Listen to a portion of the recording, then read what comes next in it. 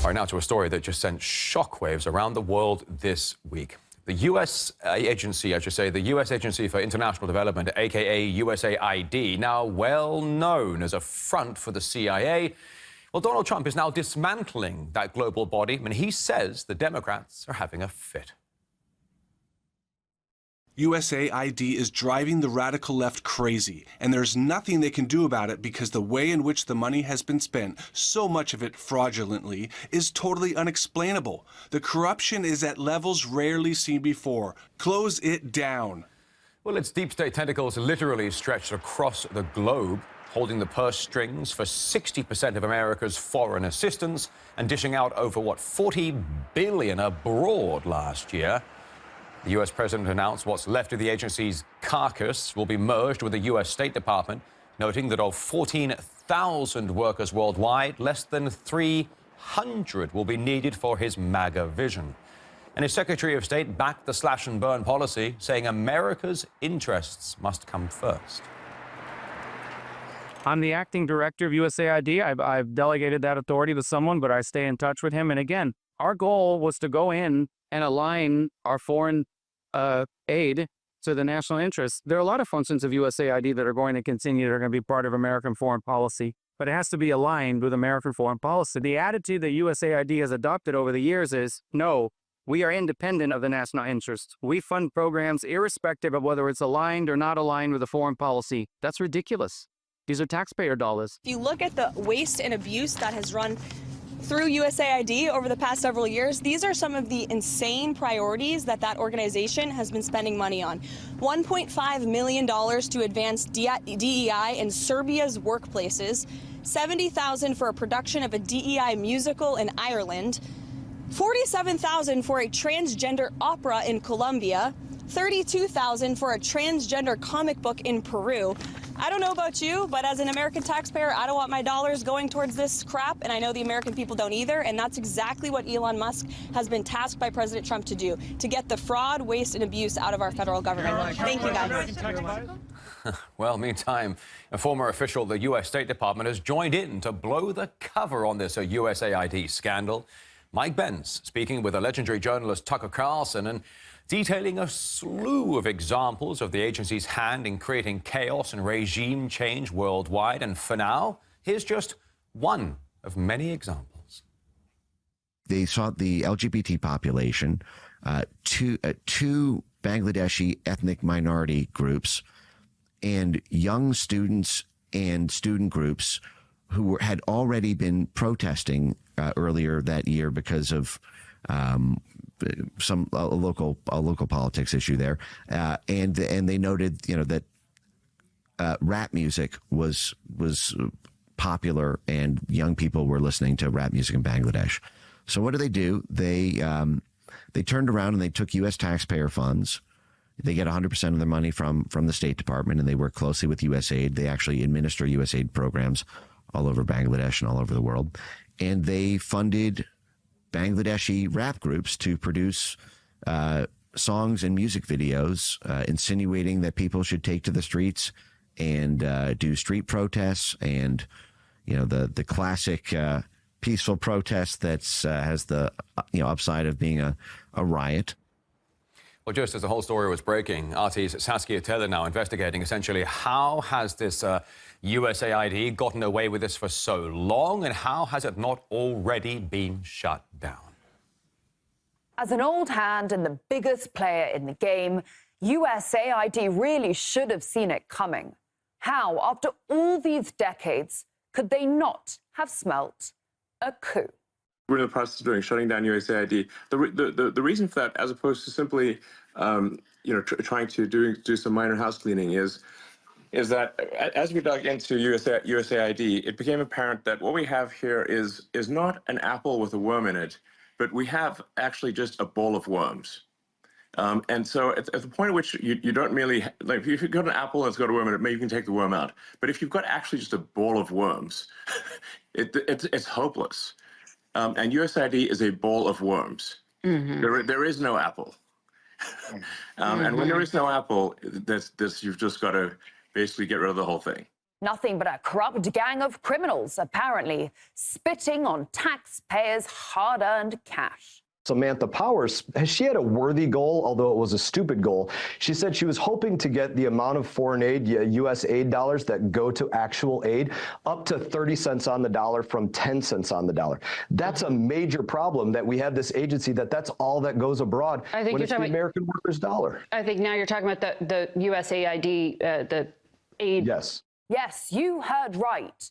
Of USAID's almost $50 billion annual budget, it's estimated that only 10 to 30% of it actually goes on aid. So what about the rest? Well, here's a hint. Washington's beloved agency employs a lot of regime change enthusiasts. So buckle up for a crash course in all things coups, starting close to home in America's backyard. If you happened to be in Cuba in the mid-2000s, for example, maybe you were tempted to sign up to the local version of Twitter. But, surprise, surprise, Zunzunio wasn't local. It was a USAID-led covert operation. The goal? To dangle political messages in front of the Cuban youth, get them riled up, get them onto the streets, and topple Castro. But shh, let's make it seem grassroots and organic.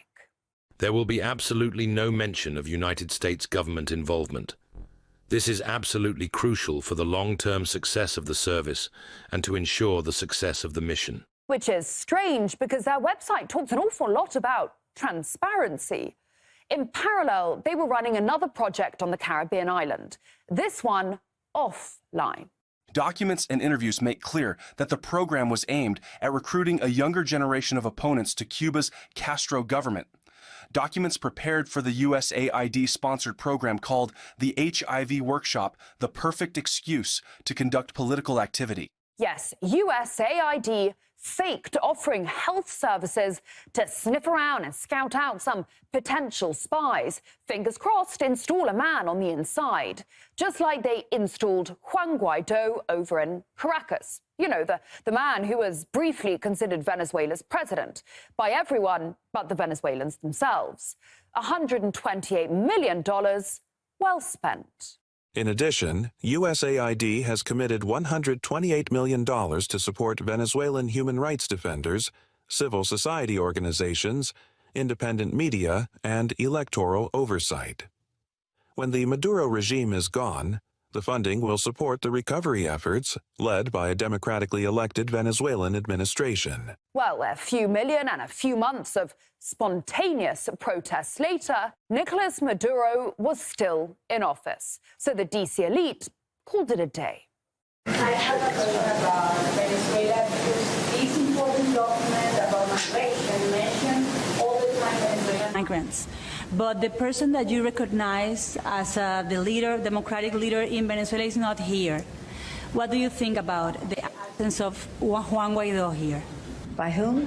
Juan Guaido, the interim president of Venezuela that you recognize. Well, a bit further south, USAID was also caught red-handed supporting separatists in Bolivia's eastern region. I'm sure it's a coincidence that Santa Cruz is very, very resource-rich.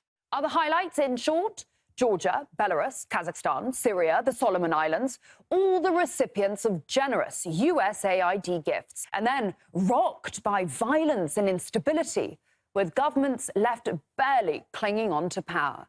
But hey, maybe that's just a coincidence. Then there was Ukraine.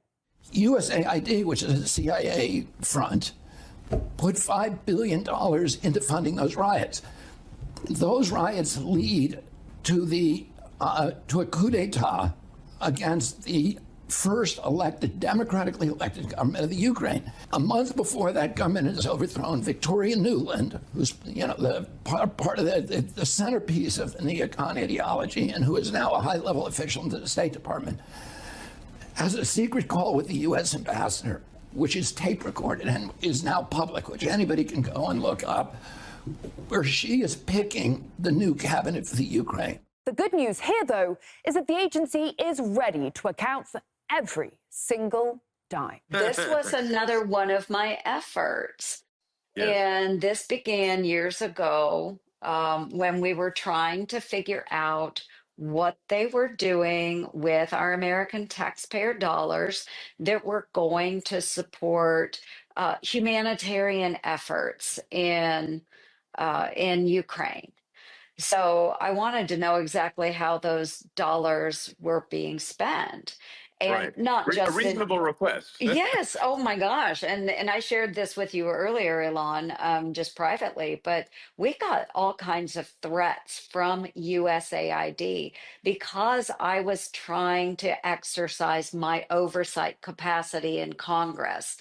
So I mean, they that's just shocking. I mean, it's oh how I mean, honestly, it's outrageous that a taxpayer-funded organization would threaten a U.S. senator who is simply trying to figure out if American taxpayer money is being spent correctly and not fraudulently. yes. But fomenting unrest and toppling leaders isn't USAID's only bread and butter. Trump's recent freeze on all foreign aid for 90 days has left 90% of Ukrainian media at risk of going dark. Because, yes, the agency is big on sponsoring independent journalism. And the child it's proudest of? The OCCRP, a mammoth investigative organization spanning 6 continents, with a team that just wants to hold power in check. Except, interestingly, you don't get many deep dives into US corruption, because that would be cutting off the hand that feeds it, and hand that sometimes gives it a scoop or two that end up bringing about real change. You know, I think as donors have realized this is really important, this is having impact, we've probably been responsible for about 5 or 6 countries changing over from one government to another government. You know, because, and getting, you know, and people, you know, prime ministers indicted or thrown out. It's the most important investigative reporting organization you've never heard of. So as Musk's hand tightens its grip on the throat of this self-appointed guardian of freedom and justice, how ironic that only now democracy can finally breathe free. Earlier, my colleague Ewan O'Neill was speaking with investigative journalist Ben Swan, and he notes it's all well and good to pull back the curtains on USAID, but the agency should have been exposed for what it's been doing, and it should have been exposed a long time ago already. This is an organization that has operated in the shadows when it's supposed to be an organization that's operating in full transparency and sunlight. We know that it's not. And for years, if not decades, there have been American journalists and American citizens who have struggled to get answers as to what USAID really does. What is its mission around the world? Why does it have such a massive budget? And why is there no accountability for what it does around the world? And we heard Senator Joni Ernst there, who was specifically talking about this issue and said, when she has tried in her congressional oversight authority to get answers from USAID, she was threatened by the organization. How dare you ask us questions, Congresswoman? How dare you ask questions of this organization? We should do whatever we want, Senator. Well, let's just delve into one of those big recipients for a moment, Ukraine, because Vladimir Zelensky says he doesn't know where around $100 billion of US money went. Where did it go? I'm sure American taxpayers would like to know. We have been in this process of this Ukraine war now almost 3 years. And all this time, Zelensky hasn't questioned where the money is, because he knows that the United States has dedicated almost $300 billion to him. There's almost 300 billion US taxpayer dollars that have been dedicated to your cause. And only now in the last week did you come out and say, you know, guys, I just realized something. We didn't get the money. Where did it go? How come Zelensky hasn't said anything until this moment that he doesn't know where the money is? Well, because the truth is he knows exactly what Ukraine has been, a gigantic money laundering scheme. And those of us as reporters who have covered it for the last 3 years, who have actually told the truth about what's happening in Ukraine, have been trying to tell the world that this is what's going on. It's a huge money laundering scheme. The weapons aren't going to Ukraine. They're going all over the world, including into Middle Eastern and African countries to destabilize governments there. We know that the money's not going there. It's going to defense contractors. It's going to companies like BlackRock that are now going to rebuild Ukraine in their own image. That's what's really happening right now.